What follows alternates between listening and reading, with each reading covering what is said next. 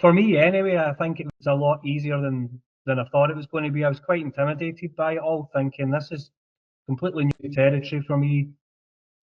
And it's like I said, half of my tasks are so easy now. It's just ticking boxes, and putting in a little bit of information. So it was just little things like that. But I'd say the transaction was surprisingly, it was surprisingly easy. Chaos isn't really the word for it, but it's also the unorganized. If you've got a hot trolley in front of you and you're trying to serve 30 meals, and at the same time you're pulling out a folder and you're pulling out sheets and you're trying to do that, and you've got pens, which are foreign objects that can fall in food. So you've got all these kind of things. Whereas, yeah, the food doc can just be a tablet sitting next to you, and you can quickly put in a couple of bits of information and you're done.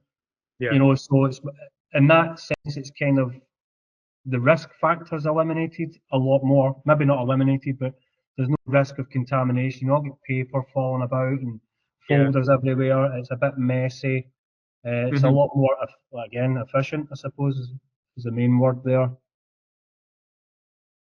And you always look at it from an administrator view. You've got your head chef, you've got your head of hospitality, you've got your executive chef, you've got your managers. So they can all have an overview and look at, where things are going. Been very customizable, because when we first set this up for Balmoral, I had a contract at FoodDocs. I've got another one now, but she set things up how we wanted it, with all the equipment we have, etc., and the 3 levels where the hospitality do all their things. FoodDocs, it doesn't allow you to put anything out of range, so it will prompt you immediately to say, right, you put down 7 degrees for your fridge. Why is that? Was the door left open? Is there a problem?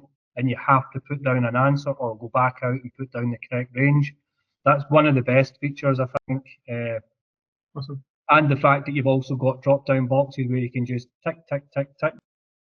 So you're not constantly writing lots of information down. You're just basically yes or no answers. It's only a limited amount of things where you're putting down actual information, exact figures. It's foolproof that way. Yep. Yeah. And it basically also, it teaches, if you don't know this information, FoodDocs teaches you as you're using it, that you have to put in something within that range, otherwise it wants an answer why. So it's like almost informative accidentally at the same time. Yeah.